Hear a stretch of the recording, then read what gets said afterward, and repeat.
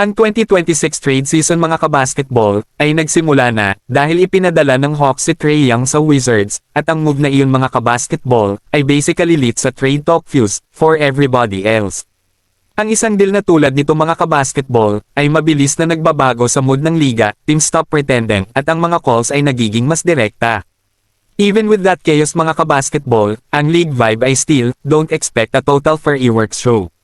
Ang mga bagong apron rules mga kabasketball ay ginawang mas maingat ang mga front office at ang pinakabagong intel ng ESPN ay may mga executive na karaniwang nagsasabi na ang deadline na itong mga kabasketball ay maaaring mas kalmado kaysa sa gusto ng mga fans.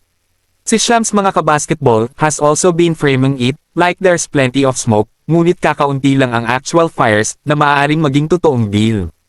Ang problema mga kabasketball ay fires are loud. May legit buzz na naman si Ja Morant at inaasahan ng mga rival na exec na gusto ng Grizzlies ang mga young players at picks if it gets real. Then you've got the Bucks na nakaupo doon bilang ang pressure cooker contender na may malinaw na pangangailangan para sa isang star swing at ang ESPN on deadline file mga kabasketball ay may mga tao sa paligid ng liga na karaniwang nagsasabi na maaari silang maging creative kung pipiliin nilang gawin ito. At sa West Side mga kabasketball, ang sitwasyon ng Warriors Kuminga ay ang pinakamalinaw na ito ay heading somewhere. Humingi si Kuminga ng isang trade sa unang araw na siya ay naging eligible at ang ESPN ay nagpasya sa Warriors na canvassing the league at exploring ang lahat ng mga options which is front office code for, we're listening to everything. Kaya oo, marahil ang liga ay hindi umaasa ng 12 trades sa loob ng 48 hours. Ngunit mayroon sapat na mga totoong storyline para makabuo ng very believable set of predictions. Ito ang uri ng blockbuster na nangyayari lamang kapag ang two things are true at the same time, ang Grizzlies mga kabasketball, ay talagang nagbubukas ng pinto at ang Bucks sa wakas ay umamin na ang isang normal na deadline ay hindi nagsisave sa kanila. Ang Ja Morant buzz ay totoo ngayon. Iniulat ng ESPN na ang Grizzlies mga kabasketball ay entertaining sa mga trade offer para sa kanya bago ang February 6, kung saan maraming koponan ang humahabol sa kanya at ang mga rival na executive ay umaasa na uunahin nila ang mga pick at mga batang players. Ang Miami Heat ang naging loudest destination whisper dahil ito ang pinakamadaling storyline to sell. Gusto ng star ang Heat culture, sinabi pa ni Rachel Nichols na maaaring mas gusto ni Morant ang Heat. Ngunit ang pinakamahalagang update ay ang anggulo ng Heat ay pinalamig ng League Intel. Na-frame ito ni Tim Bontemps at Brian Windhorst na parang na-overstated ang interes ng Heat dahil nakatutok sila sa pagpapanatili ng long-term cap flexibility lalo na sa pagtutok sa 2027. Iyon ang dahilan kung bakit mahalaga ang Bucks lane. Ang Bucks mga kabasketball ay aren't playing the maybe in 2027 game. They're playing the right now game. At ang Bucks ay may malinaw na star-only lever. Parehong napansin ng ESPN at ni Shams Charania na ang Bucks mga kabasketball ay may isang first-round pick na maaari nilang e-trade at naniniwala ang mga rival na executive na ilalagay lang nila ito sa table para sa isang star.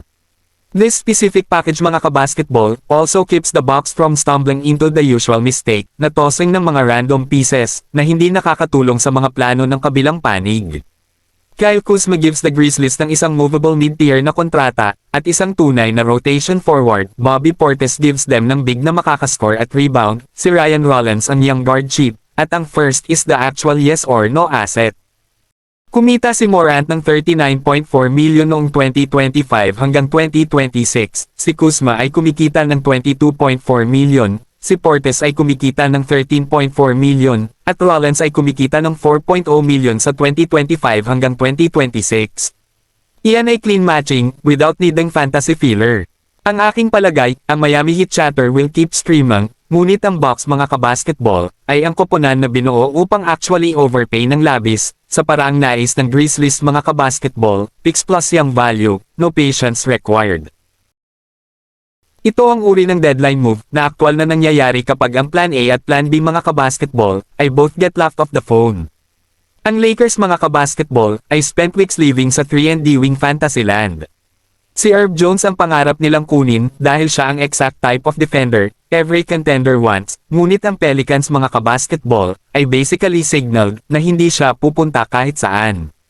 Ang iba pang pangalan na patuloy na lumulutang sa paligid ay si Andrew Wiggins, and that one mga kabasketball, hit the same wall, ang hit ay didn't budge, at ang presyo mga kabasketball, has been framed as too steep, for what the Lakers are willing to actually pay.